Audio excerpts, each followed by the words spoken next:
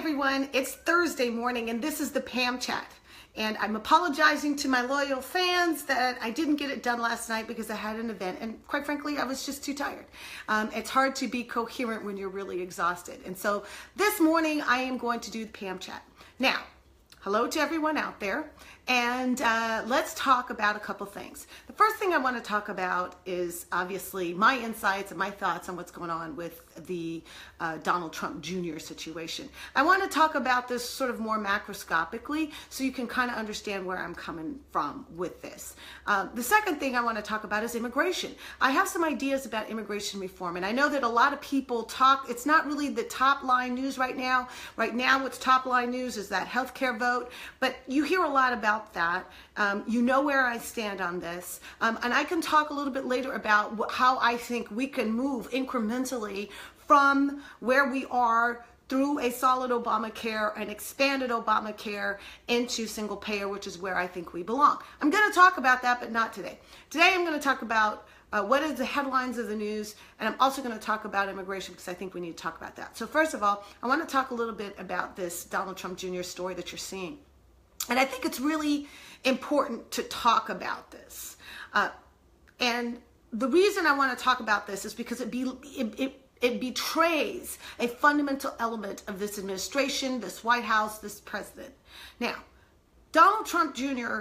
got solicited by someone who said they had dirt on Hillary Clinton. And very specifically, it was said, this is coming from the Russians and the Russian government. Now, I know that if I were told something is coming from the Russians, the first thing I would do is have my backup, because I don't trust the Russians. I have been trained and raised to believe that the Russians are our adversaries, that they are shady, that the things that they do are not in the interests of the United States, they're in the interests of Russia. And it can be that there are some things that we could work collaboratively on, but just getting information from Russia, if Russia says it wants to help you, it's not because it wants to help you. It's because it thinks that helping you will get something for them, right? I'm going to come back to that in a minute. But here's the truth about the way the Trump family relates to Russia. Every time the Trump family got into financial trouble, they got bailed out by Russian money. Right? This is true about their real estate businesses. This is also true about the casino businesses. The Trump family has been involved with Russian businessmen for a long time, right? They've built relationships with these people for a long time. And much of what they've been doing has probably been at the best shady, quite possibly illegal, right? But the essence, the instinct that Donald Trump Jr. had when he got approached about something the Russians was doing was, this is a good thing because so much of their interaction with Russians in the past has been a good thing for them individually, the Trump family, the Trump enterprise. Donald Trump Jr. never made the transition into thinking that when you're running for president, you are running to represent the people, the country, to serve the United States. And so the decisions that you make are not what's good for me, but what's good for us. Your instincts have to shift and say, hey, is this something that my constituents would want? Is this something that my country would want? Because there's a different relationship between Russian oligarchic business people and the Trump industry, right? And the relationship between the country Russia and the country United States. That's a transition that clearly Donald Trump Jr. never made, which is problematic. It's also a transition that Donald Trump Sr. has never made, which is even worse, right? Everything that Donald Trump Sr. has ever done in his life, from what we have heard from the very beginning, has been about what is best for him. It has always been that way. And what's interesting is that Donald Trump Jr. is now a carbon copy of his father. I don't think he started out that way. There's a story out about how Donald Trump Jr. did not talk to his father for a year while Sr. was gallivanting around with Marla Maples while he was still married to Ivanka.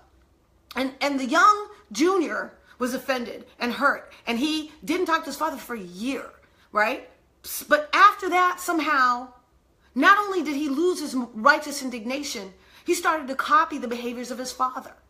No one in that family has ever had an example of selfless behavior, ever. They have always been Trump first, and that has never changed. We have seen that in everything that they do. Trump first.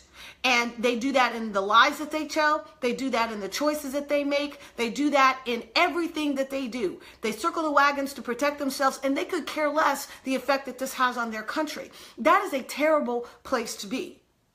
But the reason that our Republican brothers and sisters, not all of them, mind you, but some of them, many of them, are now trying to take on this meme that somehow working with the Russians is good for us is because they too are absorbing this meme that what's good for Trump is good for America. And nothing could be further from the truth.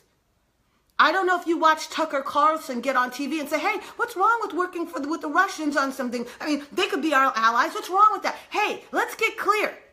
Anytime the Russians do anything, it is for their interest. Tucker, Russia is not our friend. They may want to get rid of ISIS, but not for the same reasons that we do. They want to get rid of ISIS so that they can prop up Bashar al-Assad. That is inimical to our interests in that part of the world. So yeah, Russians may be bombing ISIS and we may be attacking ISIS, but that does not mean that our interests are co-equal. They are not. Everything that Russia does is to advance its interests, not ours. And no matter which way you cut the apple, Tucker, working with the Russians should never include inviting them into our elections or tolerating when they step into our elections. That should never occur. So being sanguine about what the Russians did here is really problematic. It borders on a delusional notion that somehow our lifelong enemies in 1917, our enemy from 1917 suddenly becomes our friend solely because Donald Trump became president of the United States. That is backwards thinking. That's upside downsville, completely upside downsville. And I want to add another aspect to this, which is Donald Trump Jr.'s declaration that nothing came of this meeting with this Russian attorney is nonsense. Nothing that... What we know is that something most definitely came out of these interactions, which was the Russian help that they were waiting for. That did happen. What he's trying to say is, well, because it didn't happen during or after that meeting, that somehow the meeting is innocuous. No, it's not, because that help did come, and it did affect our elections. We don't know what other phone calls Junior had. We don't know what other meetings Jared Kushner had. I mean, keep in mind that this meeting was held by Manafort, Kushner, and Junior, right? We know the actions that Manafort took, and we know that Jared Kushner was involved in all of this. So don't tell me that it was all innocuous, no harm, no foul. I didn't get anything from the meeting. The hell you did it. The Russians actually gave you precisely what you were looking for.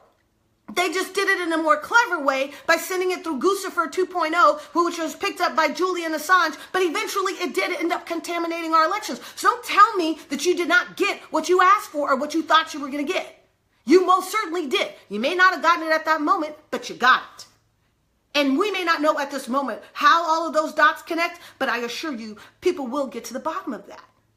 So that's what I want to make clear. The reason that Junior said, I love it, when he was going to get negative information on Hillary Clinton is because the only thing he's ever thought about is what's good for him and his family. He has never had an instinct about what's good for anybody else. And that has been reflected in every member of the Trump family and the Trump clan. And that has never changed.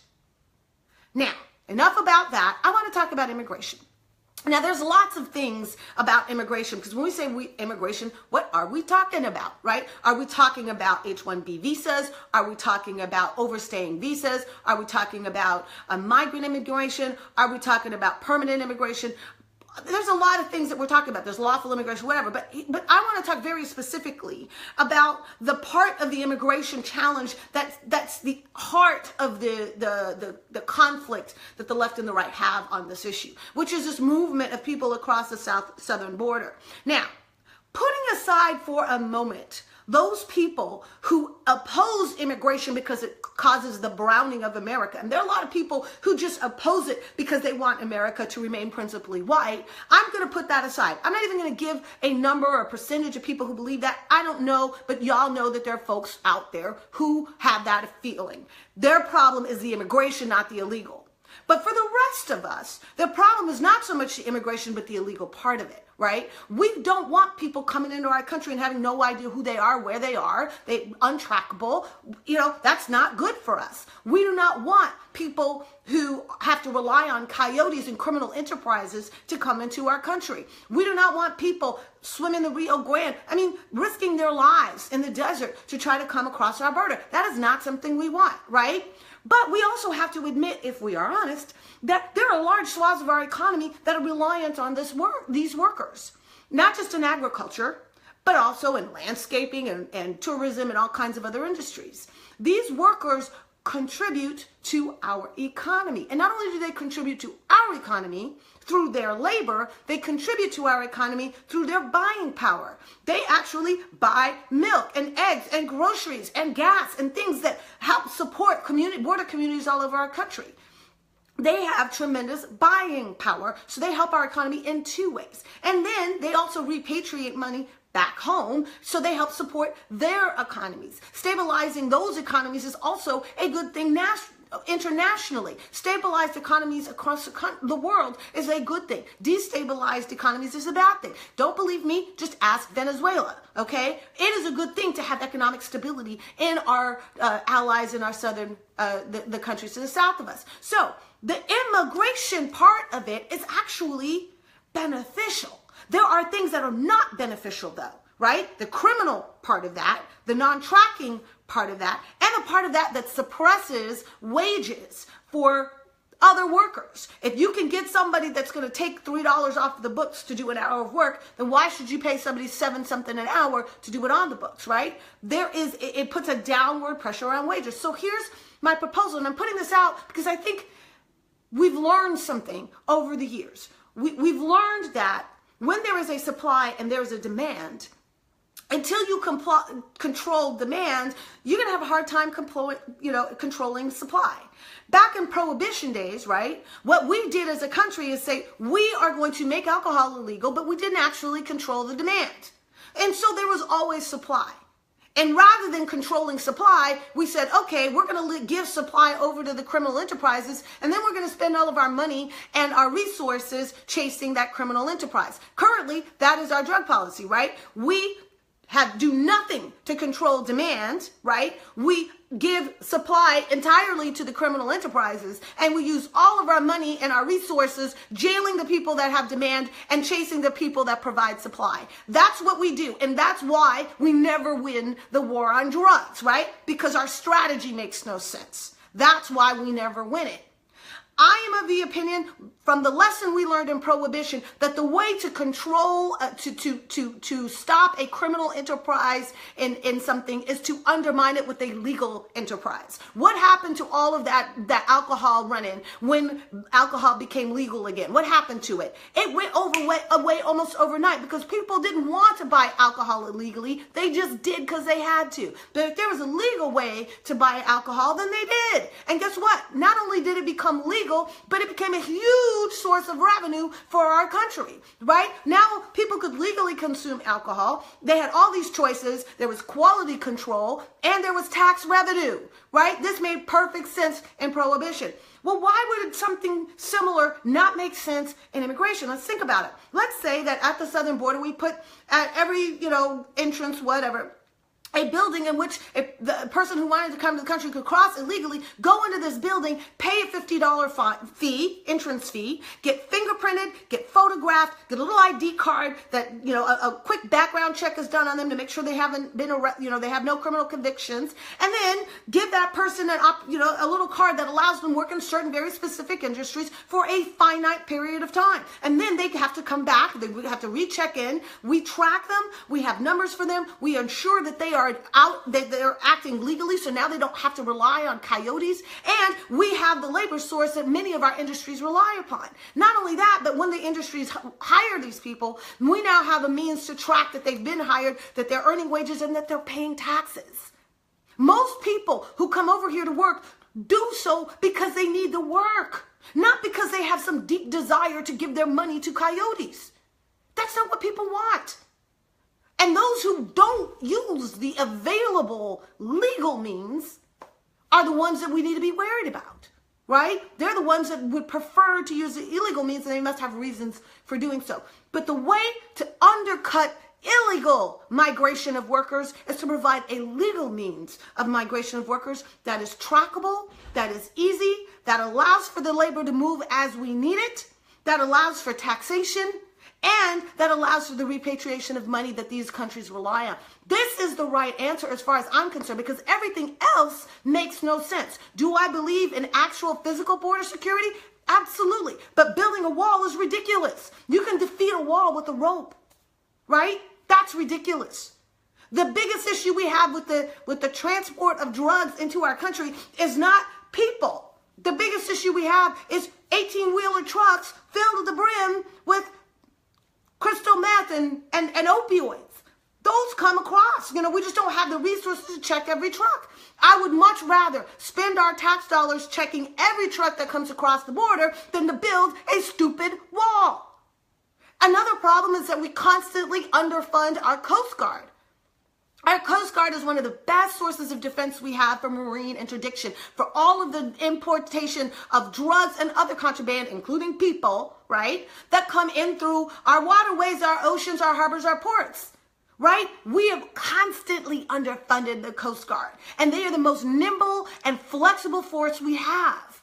So I would much rather spend money increasing the budget for the Coast Guard than to build a stupid wall.